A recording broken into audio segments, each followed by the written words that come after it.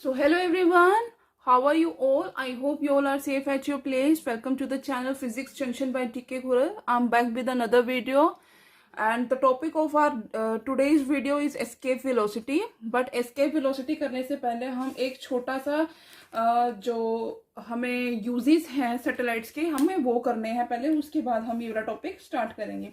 Satellites को हम किन किन पर्पसेस के लिए यूज करते हैं? सबसे पहले तो फोरकास्टिंग द वेदर, कि हमारा मौसम का क्या मतलब कि टुडे हमारा जो मौसम है वो क्या होने वाला है, वेदर फोरकास्टिंग के लिए बेसिकली हम इसको यूज करते हैं। सेकेंड यूज है इसको हम कम्युनिकेशन पर्पसेस के लिए, जैसे रेडियोज वगैरह में जो हमारे एंटीनाज होते हैं उनमें हम क्या करते हैं, सिग्नल्स को लेने के लिए या फिर अपने जो इंफॉर्मेशन है रिसीव करने के लिए या फिर ट्रांसफर करने के लिए हम सैटेलाइट्स का यूज करते हैं। थर्ड क्या है कि जो हमारे पास सैटेलाइट्स हैं उसे हम अर्थ की एटमॉस्फेयर का जो अपर रीजन है उसके बारे में मतलब उसके बारे में इंफॉर्मेशन लेने के लिए, उसकी स्टडी करने के लिए हम सैटेलाइट्स का यूज करते हैं। The last is to determine the exact shape and dimensions of earth. Earth की एग्जैक्ट शेप क्या है, उसके डायमेंशंस क्या है, उसको पता लगाने के लिए भी हम क्या करते हैं, सैटेलाइट्स का यूज करते हैं, सैटेलाइट्स की हेल्प लेते हैं। सो स्टार्ट करते हैं हम आज के अपने टॉपिक से। हमारा जो आज का टॉपिक है वो है एस्केप वेलोसिटी।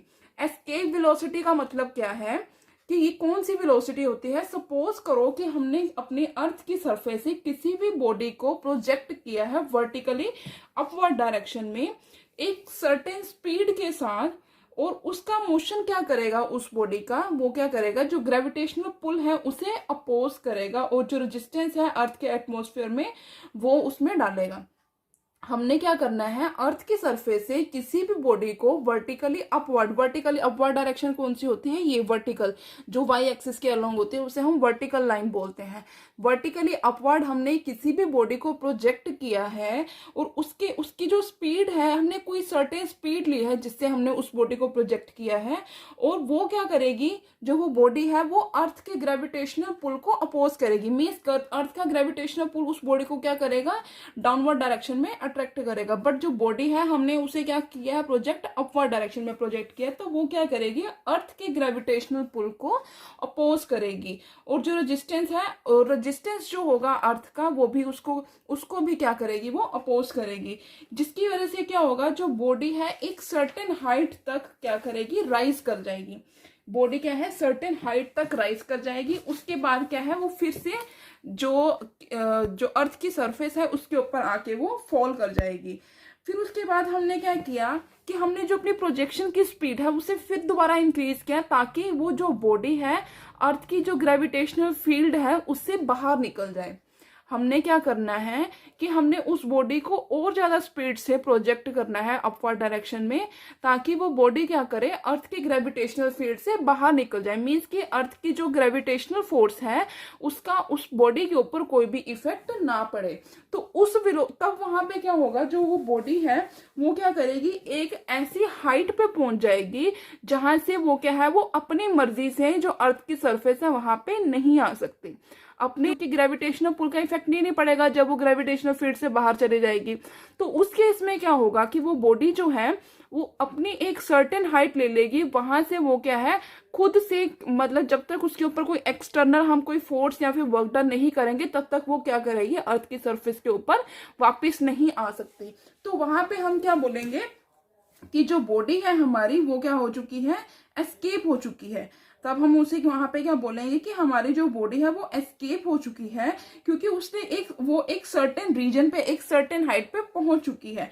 तो उसके लिए हमें क्या करना पड़ेगा कि इसलिए जो ये एस्केप वेलोसिटी होती है अर्थ के ऊपर, उसको हम कैसे डिफाइन करते हैं, ये क्या होती है, मिनिमम स्पीड होती है with which a body has to be projected vertically upwards from the surface of earth so that it just crosses the gravitational field of earth and never returns on its own। कि वो अपनी एक certain distance पे, एक certain height पे पहुंच जाए और अपनी खुद से वो क्या करे, अर्थ की सरफेस पे वापस ना आ सके। ये है डेफिनेशन एस्केप वेलोसिटी की। उसके बाद हम देखते हैं इसकी डेरिवेशन कि हम इसको कैसे डिराइव कर सकते हैं। हमने क्या करना है, अब हमें क्या करना है, हमें एस्केप वेलोसिटी की जो वैल्यू है हमें वो डिराइव करनी है। तो हमने क्या कंसिडर कर लिया कि ये हमारी अर्थ है ये हमारी अर्थ है। हमने क्या किया, इस अर्थ से ए पॉइंट हमने ले लिया अर्थ की सरफेस के ऊपर, और ये पॉइंट क्या करेगा, यहाँ से हमने क्या किया, बॉडी को प्रोजेक्ट किया है वर्टिकली अपवर्ड डायरेक्शन में। वर्टिकली अपवर्ड डायरेक्शन में हमने इसको प्रोजेक्ट किया है। तो अब हम देखेंगे कि उसकी जो हाइट है, कि हमने उसको प्रोजेक्ट तो कर दिया, लेकिन वो अपनी इन्फिनिटी पे, मतलब कि हमने उसको ज़्यादा स्पीड दी है ताकि वो जो ग्रेविटेशनल फील्ड है उससे बाहर निकल जाए। तो हमने क्या कर लिया कि वो पी से भी आगे इन्फिनिटी पे कहीं पे वो बॉडी पहुंच चुकी है, जहां से वो क्या कर सकती है, खुद से अर्थ की जो सरफेस है उसके ऊपर वापस नहीं आ सकती है। सो अब हमने क्या कंसिडरेशन ले ली कि जो ये अर्थ ली है, हमने अर्थ कंसिडर की है, इस अर्थ का जो मास है वो है कैपिटल एम, रेडियस है कैपिटल आर, सेंटर है ओ पे। अब हमने देखना है कि जो हमारे, और हमने जो बॉडी कंसिडर की है उसका मास है स्मॉल एम। अब हमें ये देखना है कि हमारे पास जो ग्रेविटेशनल फोर्स लगेगा उसकी वैल्यू क्या होगी। Gravitational force is equal to G M M over x square. हमने ये डिस्टेंस लिया है G M M over x square. क्यों? क्योंकि पॉइंट क्या है हमारे पास पी, जहाँ से बॉडी क्या की है, पहले वो पी पे पहुंची थी, जहाँ पे हमारे पास अर्थ का ग्रेविटेशनल फील्ड लाई करता था, और जिससे वो अपनी जो अर्थ की सरफेस है उसके ऊपर वापस आई थी।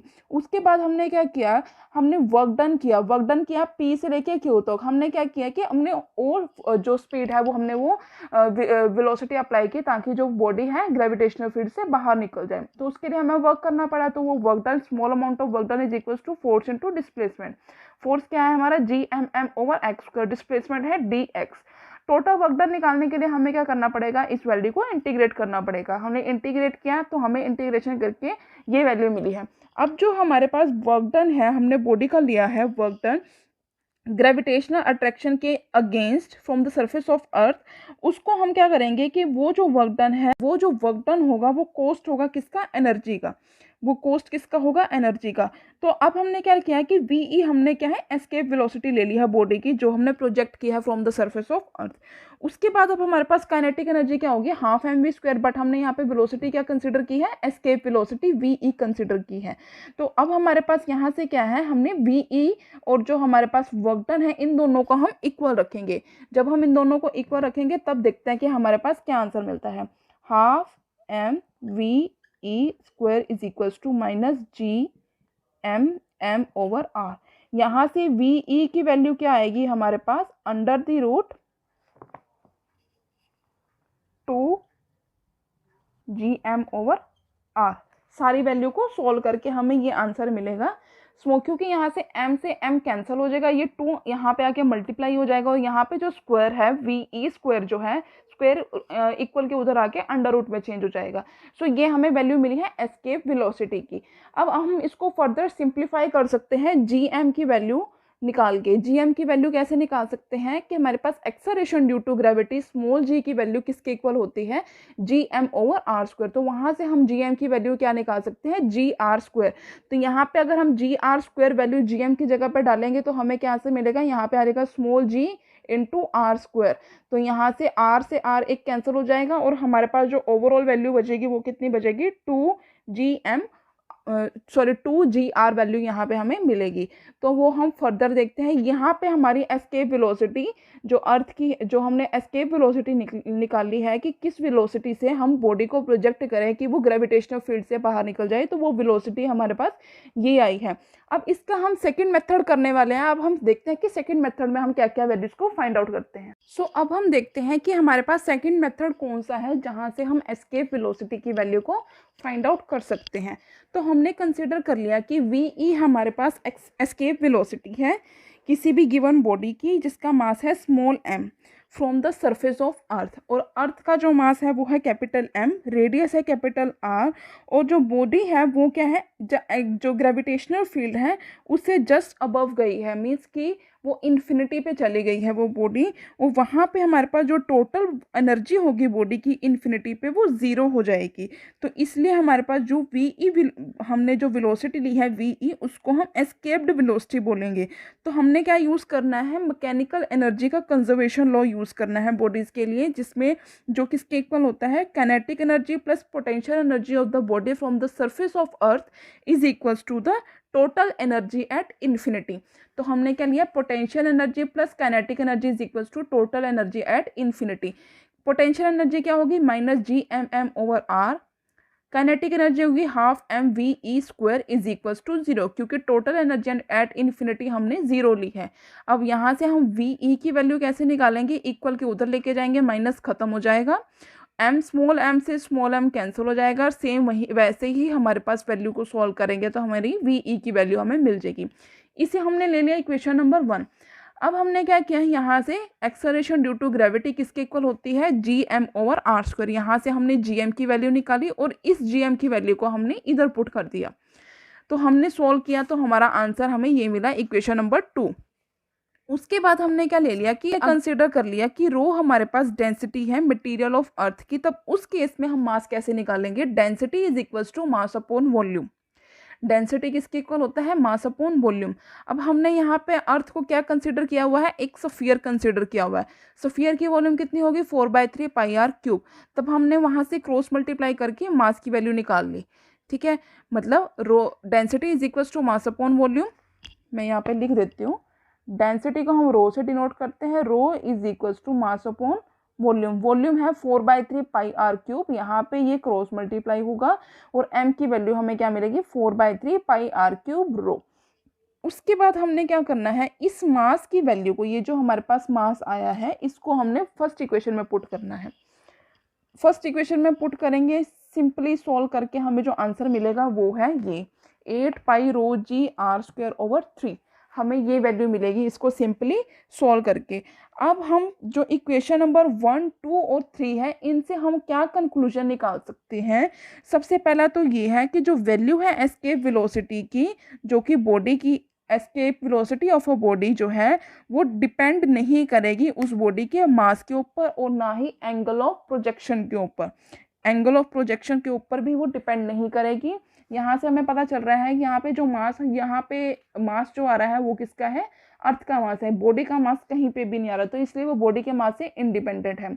सेकेंडली कि वो क्या प्रोजेक्शन एंगल क्या होगा उसका, मतलब कि किस एंगल कहाँ पे खड़े होकर हम उसे बॉडी को किस एंगल पे प्रोजेक्ट करें कि वो हमारी बॉडी जो है ग्रेविटेशनल फील्ड के बाहर हो जाएगी, उस एंगल का भी इसमें कोई भी मतलब कि हमने इसमें मतलब जो हमारा फॉर्मूला आया है उसमें उस एंगल के बारे में भी कोई डिस्कशन नहीं है, एंगल के ऊपर कोई डिपेंडेंस नहीं है। सेकेंड पॉइंट है कि जो एस्केप वेलोसिटी की वैल्यू है वो डिपेंड करती है mass and the radius of planet from the surface of which the body is to be projected. अब हमने यहाँ पे सरफेस कौन सी ली है, अर्थ ली है, तो जो बॉडी की एस्केप वेलोसिटी है वो अर्थ के मास और रेडियस के ऊपर डिपेंड करेगी, या फिर उस प्लैनेट के मास और रेडियस के ऊपर डिपेंड करेगी जहां से उस बॉडी को प्रोजेक्ट किया जा रहा है। थर्ड पॉइंट है हमारा जो VE की वैल्यू है, यहाँ से जो VE की वैल्यू है वो डायरेक्टली प्रोपोर्शनल किसकी है, ये देखो, जो VE की वैल्यू है, VE is directly proportional to the under root of the density of material. Density of material किसका मटेरियल है, अर्थ का मटेरियल, उसके ऊपर डिपेंड करेगी।